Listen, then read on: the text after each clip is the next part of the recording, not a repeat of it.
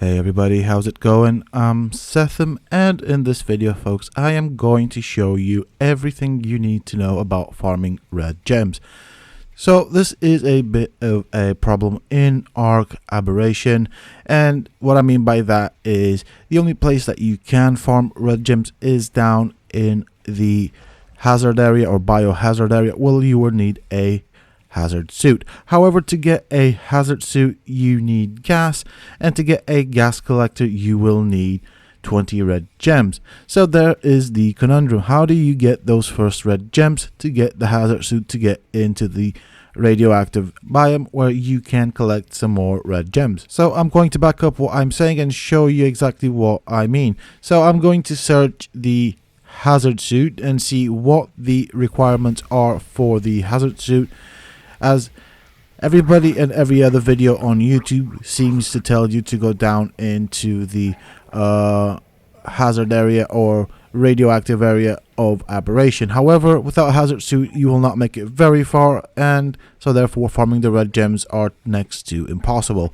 So as you can see, all of the items will require some form of gas, or well, some amount of gas, better said. So let's see how we get gas. We need a gas collector. What do we need to craft a gas collector? There we go. We need 20 red gems. So as I said, this is a bit of a conundrum. However, I have found a way of doing this, a way of effectively farming those first 20 red gems, which is what I'm going to be showing you folks in this video. So if you find the information in this video and or enjoy it, please don't forget to support me by hitting that like button, subscribe to the channel for more similar content, and why not check out some of my other videos on the channel. Who knows, you might just enjoy them. So with all that said, there are two main ways of farming your first gems. One would be wait for an earthquake and hope that a red gem falls next to you or within your reach, and hope that you get to it before any other player. Or option number two, get a roll rat to get the gems for you. And this is the method that I'm going to be sharing with you in this video, so that you guys can get your hands on those red gems. Okay, so before me I have 3 traps in which I have some roll rats, and the first one's woken up from being tranked. I will explain that later in the video. And as you can see, he's dug a hole and then come back up and brought me some red gems. Now he's brought 2 stacks of red gems, and everything is times 10 on the server. So to get the appropriate amount for official servers, just divide it by 10. So he's given me 25 gems there. So I should have a total of 34 gems. There we go. So divide that by 10, that would have been 3 gems on official server. So we just now need another 17 gems to make that gas collector.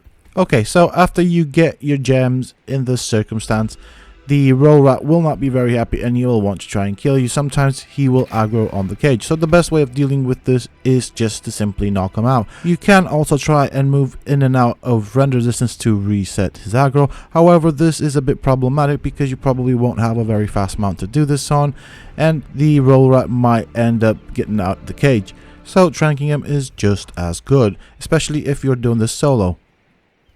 So after you have tranked your roll rat, just wait for it to get back up and then wait for it to dig. Wait and see what it brings up. If it brings up some red gems, trank it again. Now in this particular tutorial I am using some super OP trank arrows from a mod that is installed on the server.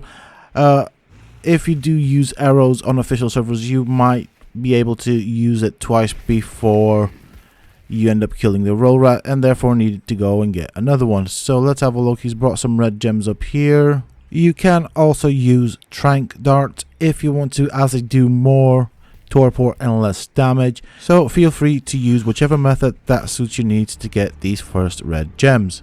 Okay, so I have taken my red gems. I can knock it out, however I'm not going to knock it out. I am going to try and get it to lose aggro without knocking it out. Now I have tested this method out several times, and while the roll rat will lose aggro, it doesn't seem to want to dig afterwards. So I find that knocking it out or getting out of render distance seem to be the best options. So if I stand just out of its reach, it will realize it cannot get to me because obviously it's stuck behind the gate, and it should start losing aggro. However, the roll rat does not want to dig after this point. It just wanders about aimlessly in the cage. As you can see, the dramatic music has finished, so therefore the roll rat has lost aggro on me, but it won't dig. Okay, so roll rat number 3 is now up. Let's see what he brings up, and this is just to show you guys that he won't always bring up red gems. So it can be anything ranging from crystal, blue gems, green gems, and on the rare occasions red gems. However, I find this method personally to be more efficient than just waiting for an earthquake and a red gem to drop next to you on the ground for you to pick up. So I am just going to now hang about here for a couple of seconds, maybe a minute, maybe less than a minute, to see and show you guys how often these roll rats dig underground and how often they bring out gems. Now, they can also dig underground without bringing out gems. However, if you have several of these roll rats tamed, well, not tamed up, caught up in cages and constantly digging out, the chances are that you will get those red gems much quicker. So as you can see, he's brought out quite a few gems. Alright, so the next thing I wanted to show you folks is what happens if you build your cage like I did. Now I built them fairly close to each other, and in this particular example they are both up, and I mean both rats are up. So let's wait for them, or one of them, to bring up some gems. I'm hoping that this first one will bring up the gems. He has. So I'm gonna go pick up the gems pretending that they are red gems, and I'll show you guys exactly what will happen. So he's obviously angry at me, but that has also aggroed the second rat, which means I have to knock both of them out. Now if the second rat is low on health, chances are I might kill him, and that is a waste of arrows as well. So in this next part I'll be covering the distance you need to have between your traps. Okay, so I've made some adjustments, done some testings, and as you can see there are 2 traps. The traps are made out of stone dinosaur gateways because they cannot damage them, and the dimension of each trap is 1 dinosaur gateway by 2. In between them there are 5 dinosaur gateways, and that is the optimum range at which one roll rat will not aggro the other once it has been damaged or once you have taken its gems. And I'm going to show you exactly what I mean. So this guy hasn't brought up anything. Darn it. There we go. That is what I was saying before. Sometimes they will not bring up gems. Sometimes they will bring gems that you don't want. And the main focus of the trap is to get those red gems. So if they bring up gems that I don't want, I tend to leave them.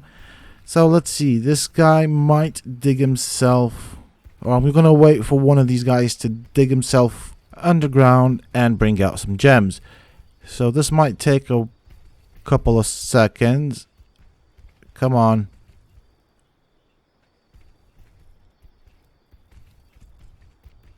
So this is going to take a bit, I guess. There we go. There it is. Success. Please bring out some gems. Now obviously he hasn't brought out any red gems this time around. So I'm just going to grab 1 gem or maybe 2. And obviously he's not happy with me. However, you can see the other guy in the second cage is just minding his own business. This one wants to chew on me. And this guy he's just doing his own thing around in this cage. I'm going to get in his face, and you can see he doesn't want to attack me. So he has not been aggroed by the first roll rat. Now the reason I showed you this is so that you can build multiple traps close to each other, but simply far enough for them so that you can have multiple wild roll rats digging up gems for you, and that optimizes your chances of getting those first red gems so that you can build your gas collector. So as I've said before and shown you in this video, they won't always bring up red gems, and sometimes they'll bring up no gems. However, the way I look at it is the more roll rats you have digging for you, the greater the chance of success. Okay, so with the basics in place, let's show you how to trap a roll rat. So I've gone and punched a roll rat in the bum, and I'm running towards the cage. So I think by now he's lost aggro.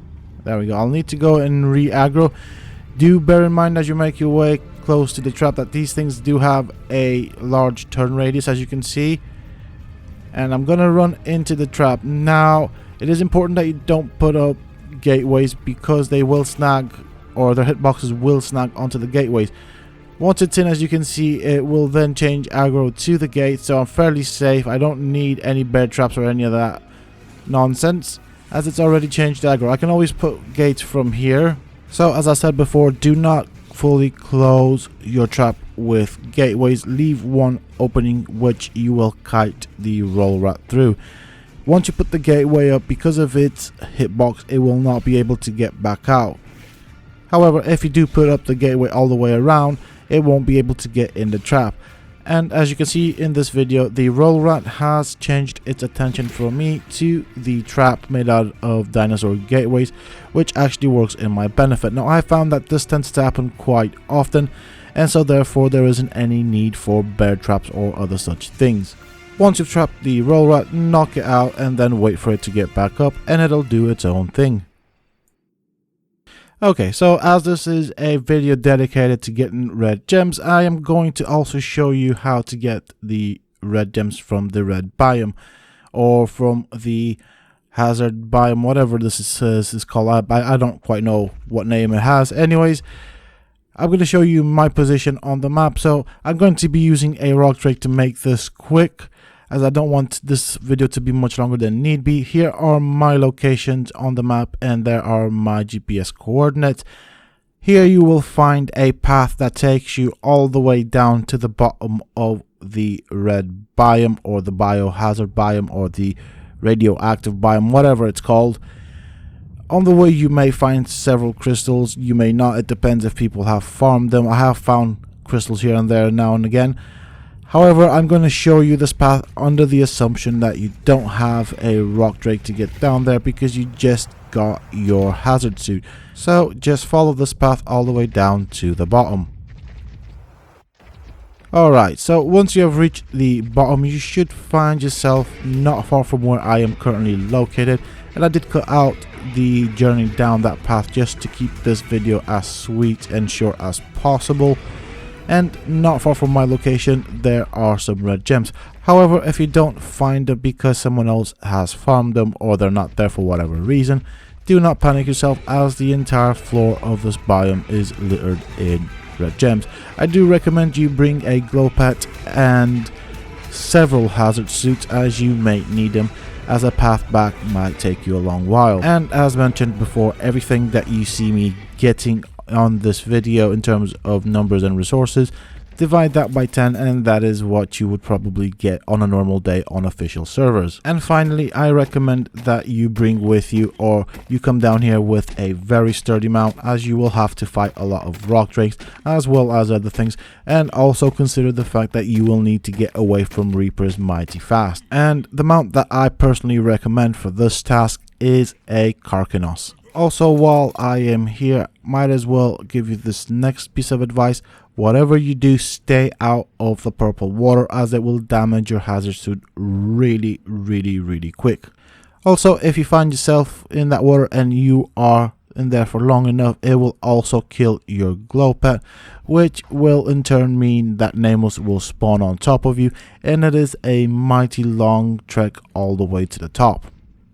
So before you saw what the red crystals look like, they're no different from the green or blue crystals, just that they appear purple, and that's possibly down to the lighting down here. I've also shown you the coordinates for the crystals that I got in this video for those that are interested and want to come to this exact location. However, there are lots of crystals scattered all over the ground here, along with other really good resources such as black pearls, oil, and obsidian. Well, that is it for this video, folks. I do hope that you have found the information in this video useful and have enjoyed it. If you have, please don't forget to support me by hitting that like button. Subscribe to the channel if you're new, and why not check out some of my other videos on the channel? Who knows, you might just enjoy them. Until next time, stay safe folks.